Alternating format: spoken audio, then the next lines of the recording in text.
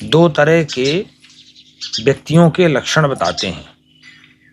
कौन व्यक्ति आसुरी प्रकृति का है, कौन व्यक्ति आसुरी संपत्ति रखता है, कौन व्यक्ति दैवी संपत्ति। और दूसरा भाव इसमें यह भी है प्रारंभ में कि कैसा आचरण करके आप दैवी संपदा अर्जित कर सकते हैं और किस तरह का अपना परिवर्तन करके राक्षस हो सकते हैं, असुर हो सकते हैं। माने चुनाव हमारे हाथ में है, हम क्या बनना चाहते, कैसे बन सकते हैं।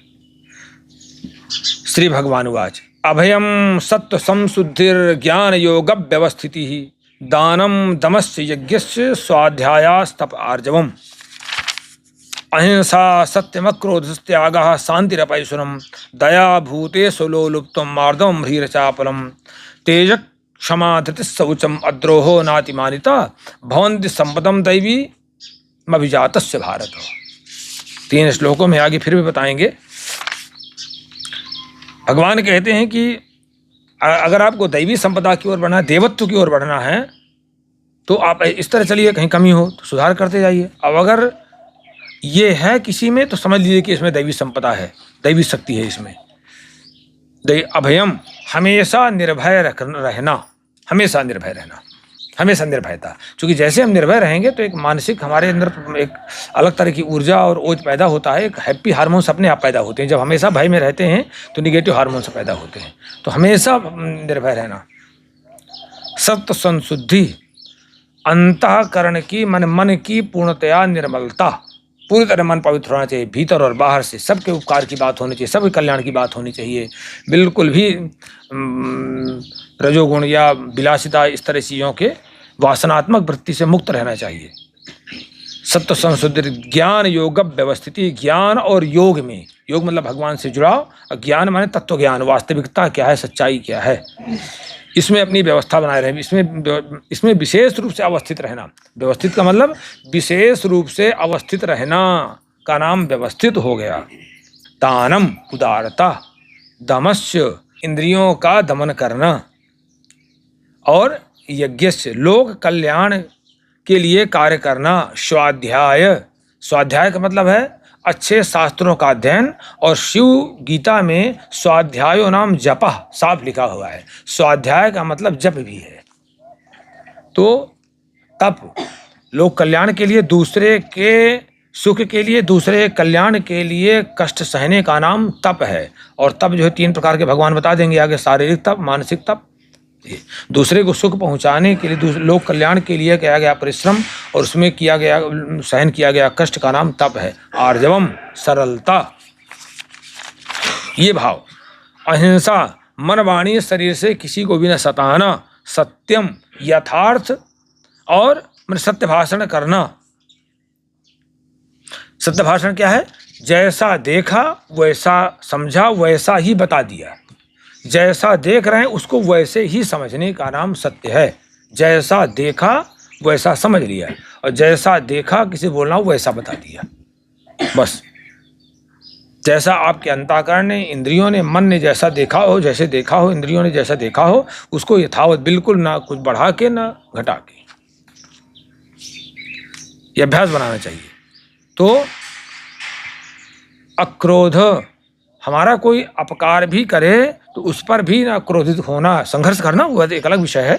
त्याग, कर्तापन के अभिमान का त्याग, मैंने ये कर डाला। शांति, चित्त में निरंतर शांति रखना, उसकी चांचल्य वृत्ति को उसको मिटाना। अपैशुनम, किसी की भी चुगलखोरी, पिसुन माने होता है चुगलखोरी, किसी की भी चुगलखोरी न करना। भूतेषु, सभी प्राणियों में के प्रति दया। अलोलुप्तम, इंद्रियों का सुख वासना, इंद्रियों से वासनात्मक सुख लेने के लिए उस लालच का त्याग करना। मार्दवम, कोमलता। ह्री, लोक विरुद्ध, जिसकी लोक निंदा करे, शास्त्र निंदा करे, उससे उस कार्य करने में ह्री माने लज्जा। अचापलम, व्यर्थ की चेष्टाओं का अभाव।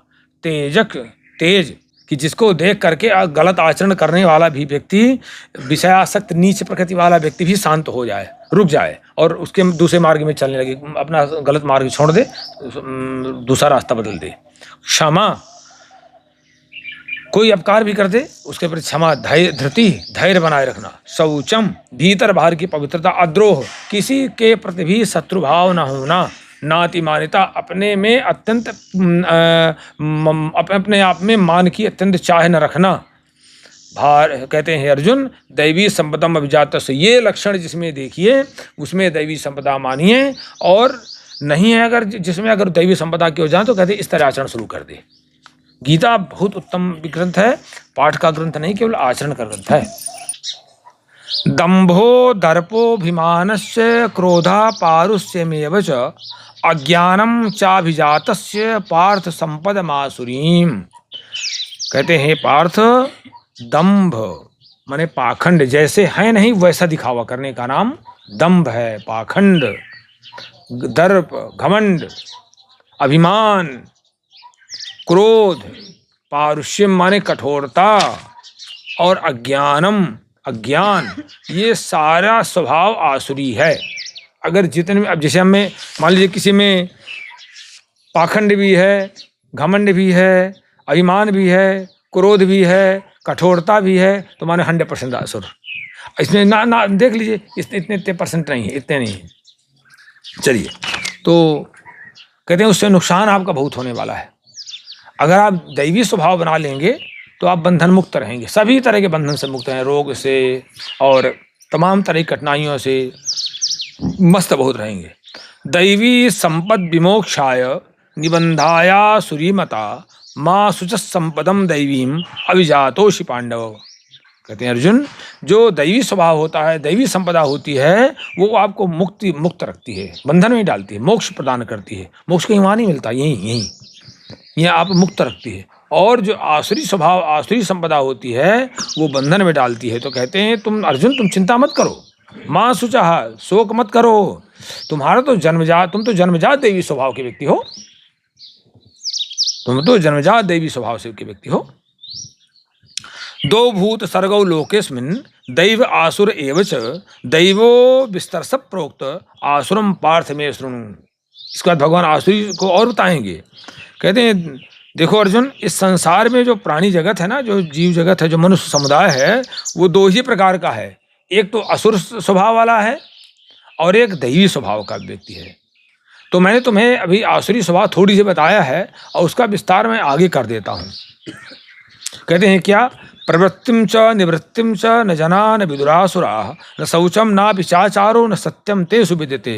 जो असुर स्वभाव के व्यक्ति होते हैं वो ऐसे लोग ना तो प्रवृत्ति को जानते हैं ना निवृत्ति को समझ पाते हैं। प्रवृत्ति मतलब किस काम में मुझे लगना है और किस काम में नहीं मुझको लगना चाहिए, किस काम में मेरी प्रवृत्ति होनी चाहिए और किस में मेरी नहीं होनी चाहिए, इसको नहीं जानते, इसको ध्यान नहीं रखते वो बिल्कुल भी। जहाँ चाहे जिसमें जैसा खान पान जो भी सब उसमें टूट पड़ेंगे, जो काम मिल जाए जिस तरह के सब उसमें टूट पड़ेंगे, बिल्कुल नहीं जानते। न शौचम, ना तो भीतर बाहर से पवित्रता रखते, न उत्तम आचरण रखते और ना ही सत्य भाषण करते।